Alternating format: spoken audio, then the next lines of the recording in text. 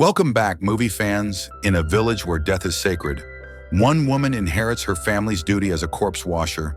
But when her mother dies under strange circumstances, she uncovers a dark mystery that blurs the line between ritual and horror.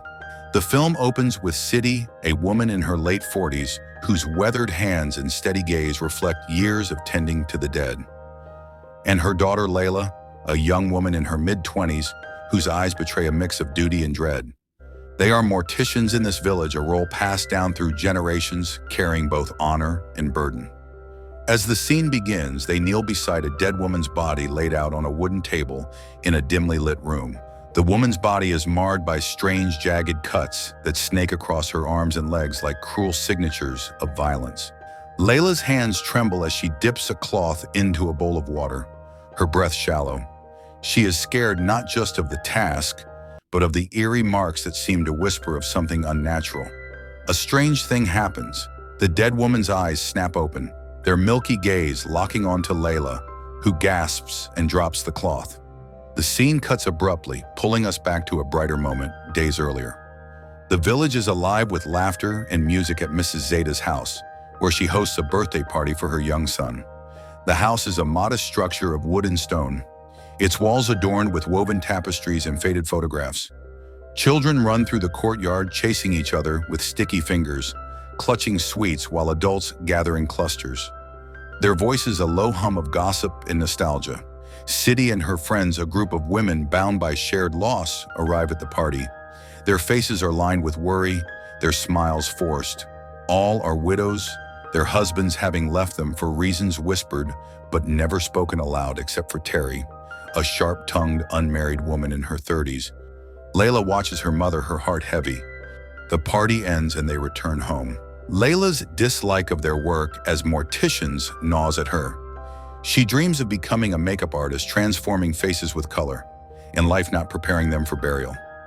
She voices this to Siti, who responds softly but firmly. "This work has much respect, Lela. Not everyone can do it. It's our duty to honor the dead." Lela nods, but her heart rebels, the image of the dead woman's cuts haunting her. At home, Sidi kneels to pray in a small room lit by a single oil lamp. The air is still save for the faint rustle of leaves outside. For days, Sidi has been scared, though she cannot name why. As she murmurs her prayers, her voice falters. She feels a presence, a spirit praying behind her.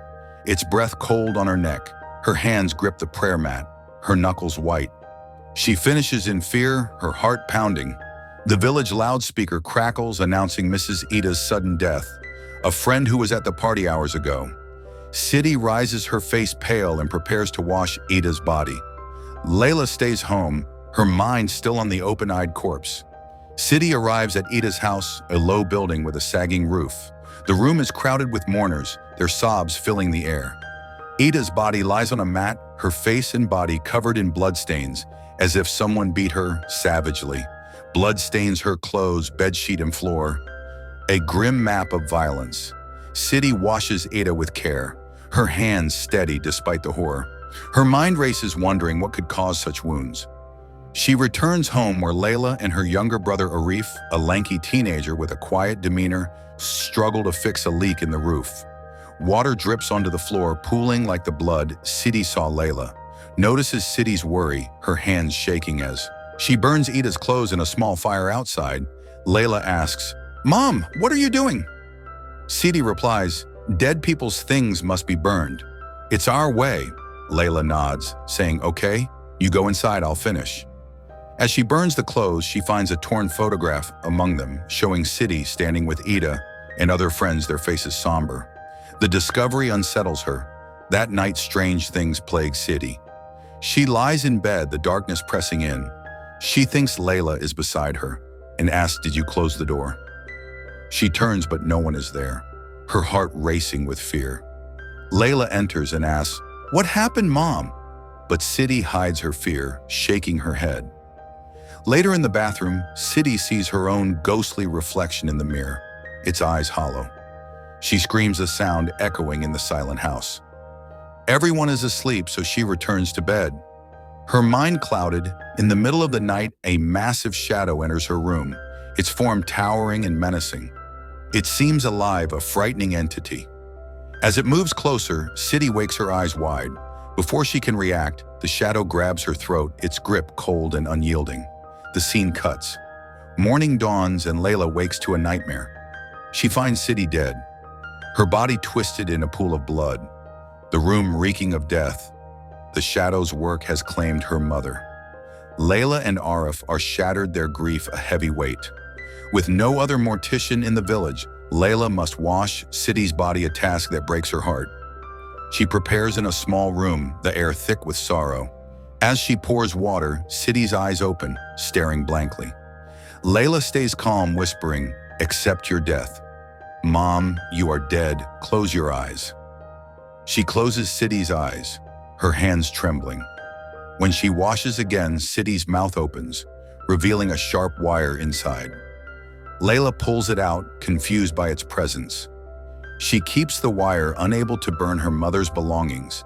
As tradition demands, City was her mother, and the act feels like betrayal. She decides to keep City's things. Arif tries to contact their mother's spirit through prayers, his young face etched with loss. Lela stays home that day. City's friends visit to offer condolences. They see Lela lying on City's bloody bed, the sheets stained with her mother's death. Before they can ask questions, Lela hurries them out, closing the door. She refuses to answer. That night they pray for City's soul in a crowded room, lit by flickering lamps. Lela feels a strange fear despite the crowd. During prayer, she sees City and Ada's ghosts, their faces pale and accusing. The lights go out. Lela screams. The village leader calms them, saying, "Bring candles, we'll pray in candlelight." As prayers resume, the lights return, but Lela sees another ghost, a living friend of City's. She knows this woman will die next. Terrified, she finishes praying and returns home. City's ghost haunts her, praying in the corner, though Lela knows she's dead. To ease her fear, Lela prays, but steps on a sharp object. It's the wire from City's mouth. A ghost grabs her from behind, silencing her scream. The scene cuts to the woman Lela saw as a ghost. She talks to her son in their home, a modest house filled with old furniture. She hears the closet creak open and checks, but finds no one. The cupboard won't open, like it's locked.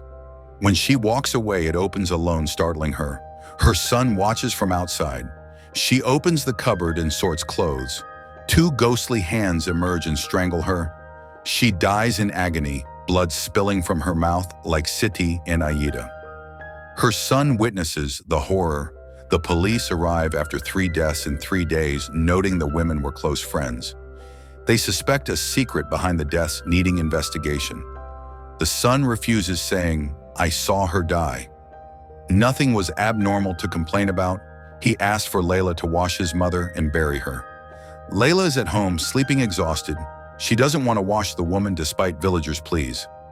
A friend comes to fetch her, but Lela refuses, angrily returning to bed. She sees the woman's ghost, saying, "Help me." Layla's eyes snap open. Arif knocks, saying, "The woman's son is here." This time, Lela agrees. She washes the woman, finding red and blue spots on her body, making it terrifying. As she pours water, the body sits up, striking her stomach.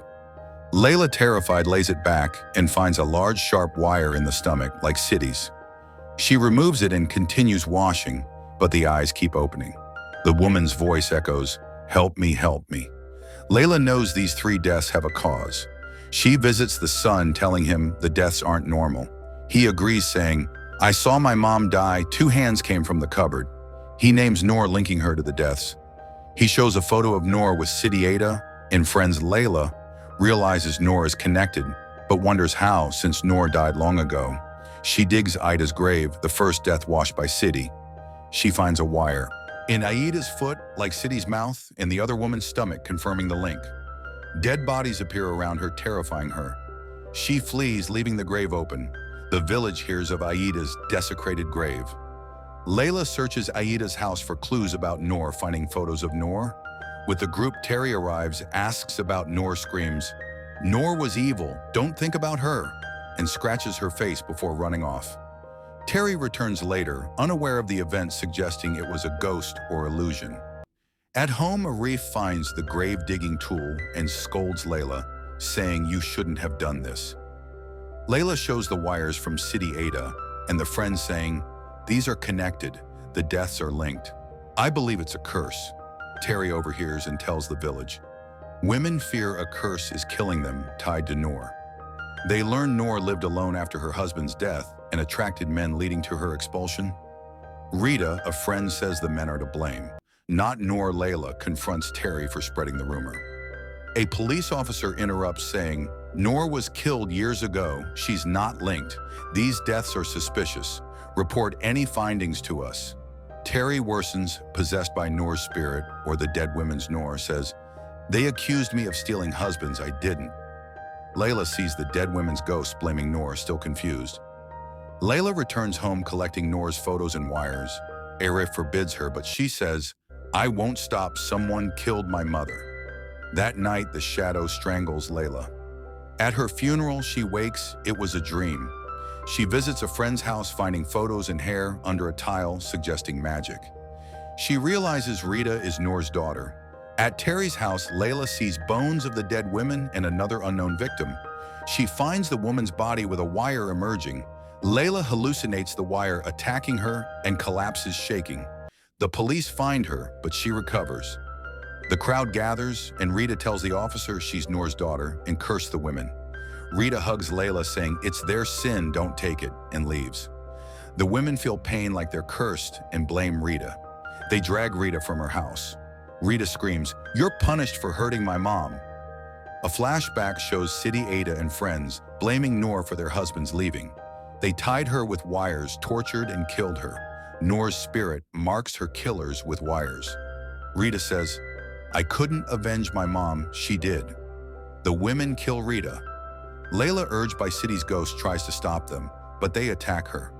Arif dies, saving her, hit by a stick. The women realize their mistake, but Rita and Arif are dead. Lela cries alone. The scene cuts. Lela continues as a mortician. Washing a woman, she finds a pin. Showing Rita's curse, continues her mother's revenge. With this scene, movie ends here.